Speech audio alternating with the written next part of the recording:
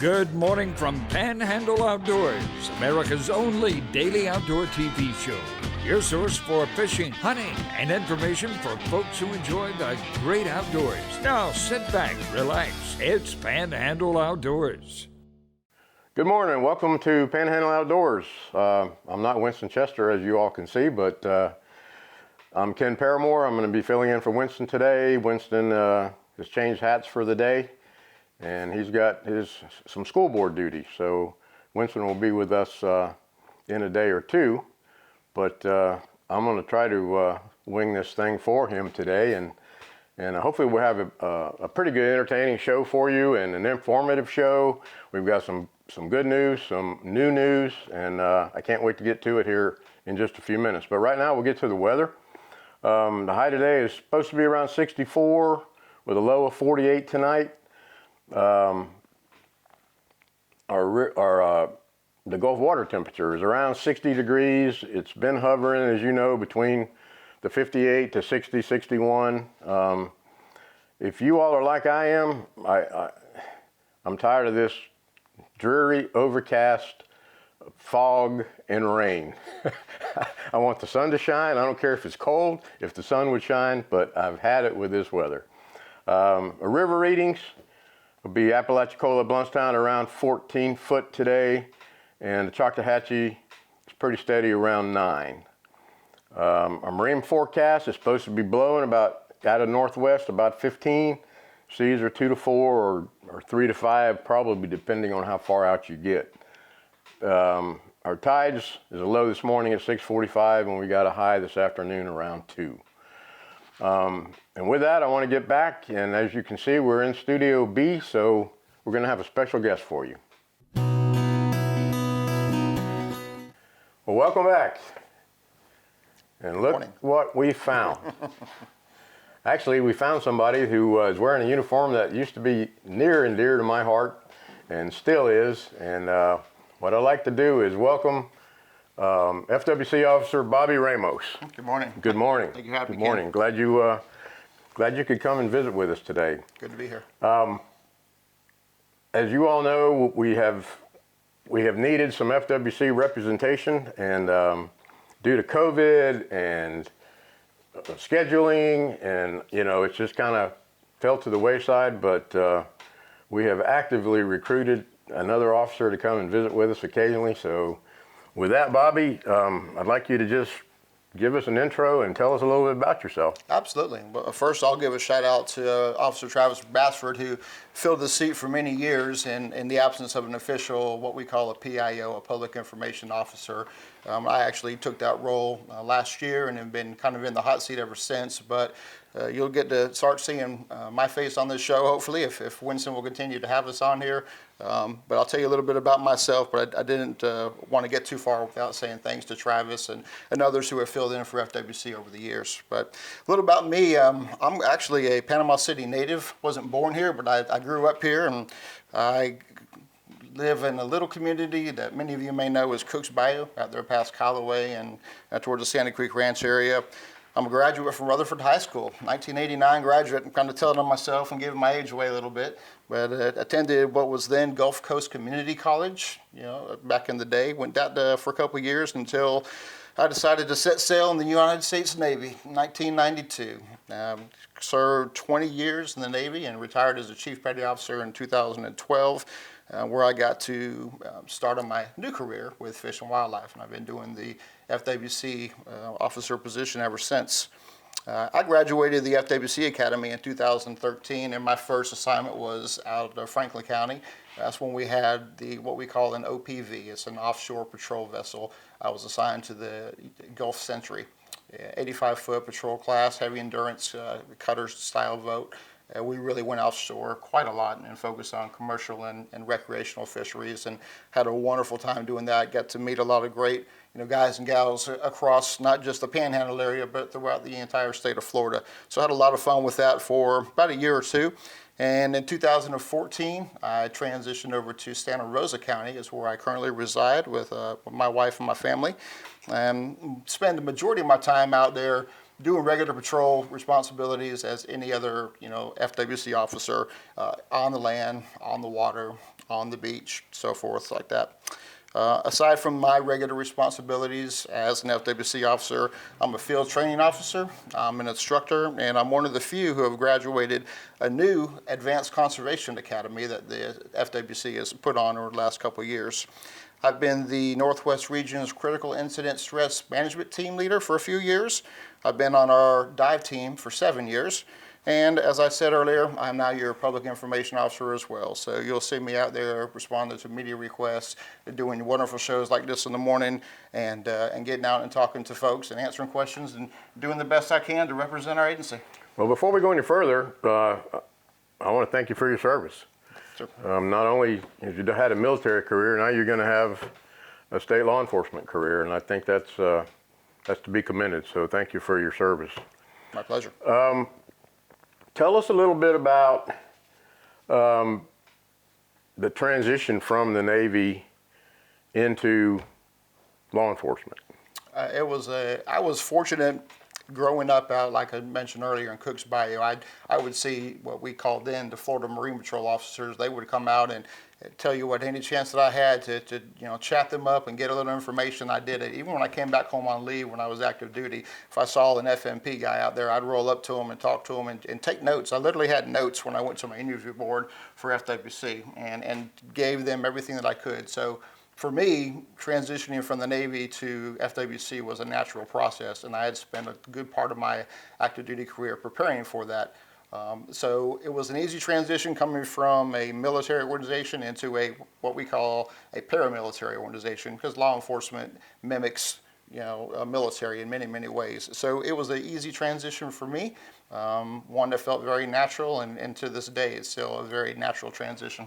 Good deal, good deal.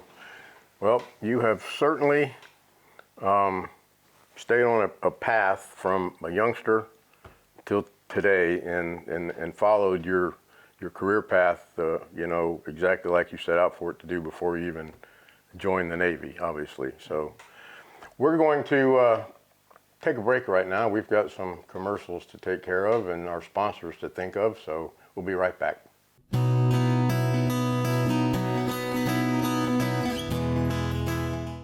Welcome back. Welcome back. It's time to get in some nuts and bolts about why we're here, and that's about hunting and fishing and enjoying the outdoors. And with that said, we've got some new fishing regs coming up. We're at the tail end of hunting season. We're going to be transitioning into spring turkey season, and then we're going to be transitioning into the spring fishing, the mackerel run in March and April, the pompano. But right now we want to talk about some trout fishing regs, which is, it has to do with the closure with trout right now. It does. We have, as of December of last year, FWC has put in some new changes for our spotted sea trout. Some folks just call them speckled trout. It's what I grew up calling them speckled trout, but technical little name is the spotted sea trout. So we've divided this panhandle area up into two major zones, what's referred to as a Western Panhandle and a Big Bend area. And that dividing line, there are latitude and longitude coordinates, but essentially if you think about down in Franklin County, Gulf County area, where the Indian Pass, Indian Lagoon is at, there's a line that divides that county area up, which denotes which type of bag limits that you're going to be able to retain for your spotted sea trout. The first one that we'll talk about is the Western Panhandle. That certainly covers all of Bay County and probably the majority of the counties within this viewers area.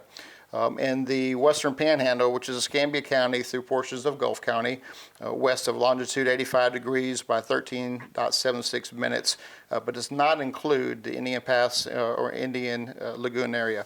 So in the Panhandle, the bag limit has reduced down to 3 spotted sea trout per harvester. If it's a for-hire trip, the captain is not allowed to retain his own bag limit, and the slot limit on these fish are going to be between 15 to 19 inches total length. And you can keep what we call trophy fish. Per vessel, one of those speckled trout can be over 19 inches. Okay. As opposed to the Western correction, the Big Bend area. That was the Western Panhandle. So the Big Bend, just a little bit different. They're allowed to retain the 5-fish bag limit, again, 15 to 19 inches. And one over the 19 inches per the vessel, but they don't have a closure in February like the Western Panhandle does. And where we are now in the Western Panhandle, that is a big change from years past. So we currently are in a harvest closed time period throughout the month of February for spotted speed trout in the Western Panhandle. Now, if you're on the Big Bend area, let me give you the definition of that because I kind of eased over a second ago. The Big Bend definition is the remaining portion of Gulf County plus Indian Lagoon and Franklin County through the Fred Howard Park Causeway in Pinellas County near the Pasco County line. And if you go to our webpage, I don't know if I turn this graphic around, if Jeff would be able to zoom in on it, but essentially there's a line that kind of divides the Western Panhandle from the Big Bend area up. The biggest thing to remember is that Western Panhandle is going to be into closed season right now for the month of February, whereas the Big Bend area, there's no closed season at that. Pretty much the other regulations mirror each other for the most part. Another big one coming up is flounder, correct? It is. In December of 2020, the Commission has approved changes that go into effect beginning March 1st in 2021. And I'll kind of give you what the official verbiage is. A stock status update has suggested that the flounder fishery statewide has been in a general declining trend in recent years and is likely overfished and undergoing overfishing on the Atlantic coast of Florida.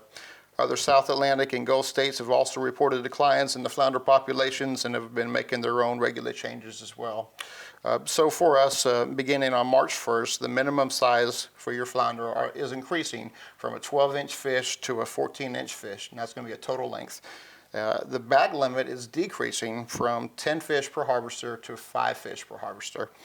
And also of a big note, and probably a little bit of debate, is going to be a recreational closure beginning in October. I mean, I know we're way ahead of things now, but just something to keep in mind for later on in the season.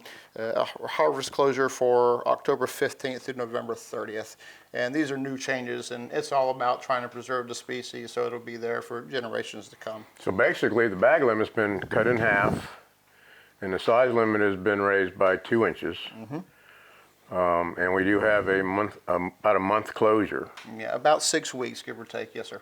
And obviously, as most of Winston viewers know, that closure is going to affect the gigging, the fall gigging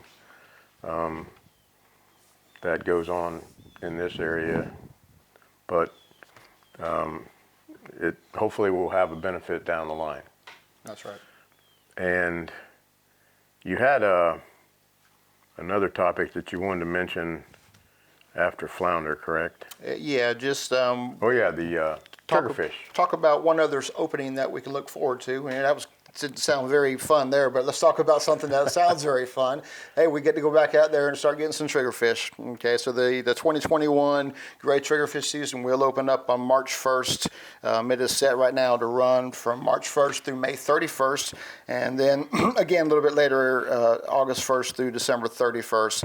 And again, they're going to be looking at a stock assessment and the catch quota that's taking place throughout the year. So you do have to watch the website and see if there is an early closure, but certainly something to look forward to coming up around the corner for anglers who are ready to get out there in the Gulf and get some triggerfish on board. One fish. One fish, and no changes on that. It's still one fish per person per day, and it's a 15-inch fork length limit on that fish. Limit, right. Mm-hmm. Good deal. What you got next for us? A couple different things. One thing we can talk about is wrapping up on our hunting season for Zone D. We're fortunate up here in the Panhandle area that really our best hunting is taking place right now from the reports that I'm receiving. The bucks are chasing, the does are running, and we still got a good opportunity to take some good quality deer up here in Northwest Florida. On your private lands, your general gun season is going to continue until February 21st. And your muzzleloader season is going to run from February 22nd to 28th. on your WMAs. Your general gun is closed on both WMAs, but many are going to offer a muzzleloader season coming up. You need to check your brochure online and make sure that you comply with the area regulations for the public land that you want to hunt. We still got time to get that big buck, so get out there and get after him for the next couple of weeks. We got to take a break. We'll be right back. Thanks. Welcome back.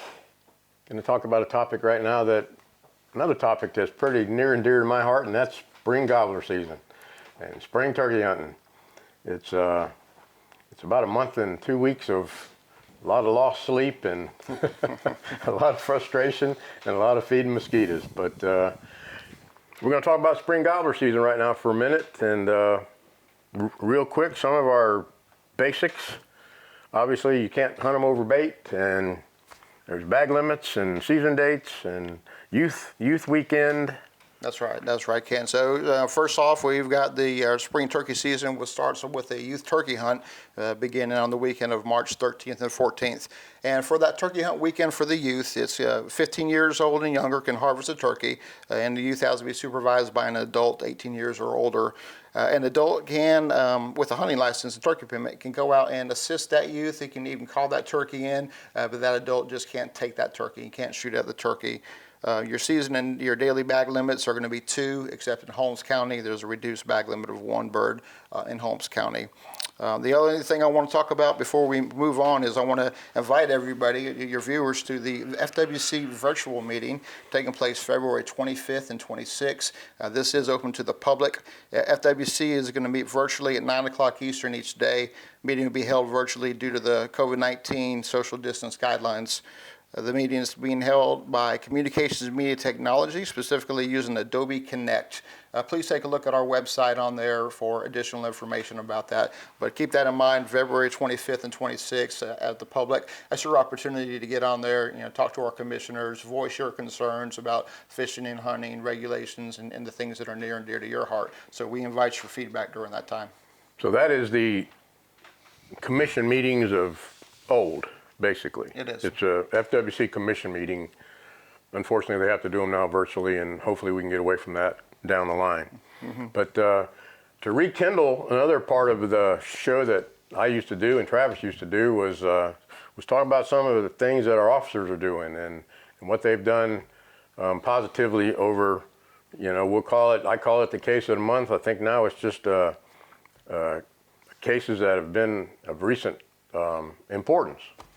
Absolutely. Well, and we have a few here to talk about. We'll see what kind of time that we have left. The first one I'll highlight, there was a press release on this already, so you may have already heard or seen of it, but FWC charged 4 individuals with the illegal deer harvest in Walton County. After nearly a year-long investigation, FWC officers have charged 4 individuals with multiple hunting-related charges, including night hunting, over-the-season bag limit of white-tailed deer, petty theft, and entering fraudulent information into the FWC harvest reporting system. In February of 2020, about a year ago, FWC officer Taylor Tyson has received information of illegal deer harvest that was taking place at night on private property without landowner consent. Officer Tyson, along with FWC officers F.C. Letcher and Michael Graves, coordinated an investigation together and developed a suspect, Mr. Dustin Bryant, out of Freeport. Phone records for Bryant were obtained through subpoena through the court system, and they can continue their investigation and developed additional suspects as well. Additionally, arrest warrants were eventually issued for the suspects, and they were all subsequently booked into the Walton County Jail January 8th, 2021. So really good field work out there for these officers who get out there and found these culprits out there violating, not only landowner rights, but taking game unethically, illegally, and so forth. But I'll jump in here real quick. Yeah. 40 years ago, I worked night hunting, mm-hmm. and it was probably more common then than it is now. But here it is, 2021, and we have so many deer. I mean, do you really have to go out and night hunt a deer. That's right. Nowadays. No, But you can see, really they don't. still do it. Unfortunately, and there's another case I could talk about as well if we get to it in a second. It certainly does. And, you know, and your FWC officers, we care about the resource. That's the number one job, you know, reason why we sign up for this job. But we also want to protect, you know, landowners' rights and you know, find people who are out there poaching and trespassing and things like that. And to make cases like this, you know, and Ken could tell you, it's not just sheer luck. These officers have put in a lot of time, a lot of effort to do that. A lot of sleepless nights, a lot of getting up early, a lot of, you know, surveillance, interviewing, and investigation, and a lot of work behind the scene. And sometimes we do a lot of this work and have, you know, not so many results to show. So when the officers are able to put together a good rock hard case in coordination with the state attorney's office and bring it all together and get charges and hold these individuals accountable for the crimes that they committed, it's a good day, not just for FWC, but it's a good day for the public. It lets everybody know that we're out there, we care about the resource, and we're doing our best to preserve it. And you know, these people are stealing from you. These people are stealing from you. And anyway, real quickly, I think you had one more. I do. I can go over another one there because their crimes and their charges are out there. But this one just happened a few days ago. This is over in Escambia County, and there's been a press release on that as well. But Officer Specialist Allgood has been working a case involving trespassing and hunting on multiple pieces of property over in Escambia County. 2 privately owned parcels and 1 that's owned by the county. A suspect accessed 3 different pieces of property, going around concrete barricades, passing no trespassing signs, cutting down trees on property he didn't own, and so forth. This week, Officer Allgood heard a gunshot initially in that area and couldn't get the suspect that day, but went back the next day with Lieutenant Brian Lambert, and they located a truck that had 3 dead deer in the bed of the truck. They continued their investigation, and they found an individual out there in possession of a loaded rifle. An interview took place. And long story short, he actually ended up admitting to the trespassing, to the take of the 3 deer while he was looking for a 4th deer that he had already injured. Again, trespassing, night hunting, getting out there and doing things that he ain't supposed to be doing. And good job to Officer Allgood for being in the right place, right time, and making a wonderful case against other people who are, you know, stealing, robbing, taking the resource, and just not doing it right. It's funny how some things never change, it seems. But great work. I want to thank Bobby for coming in. Hopefully we can make this a regular occurrence and have an FWC representation. Enjoyed hosting the show for Winston today. I hope Winston's satisfied with the outcome. And y'all do something good for somebody. And have a good day and have a good week. Thank you. Thank y'all. Take care. Thanks for watching America's only daily outdoor TV show, Panhandle Outdoors with Winston Chester, featuring hunting, fishing, and other activities and information to help you enjoy the great outdoors. Join us next time for Panhandle Outdoors.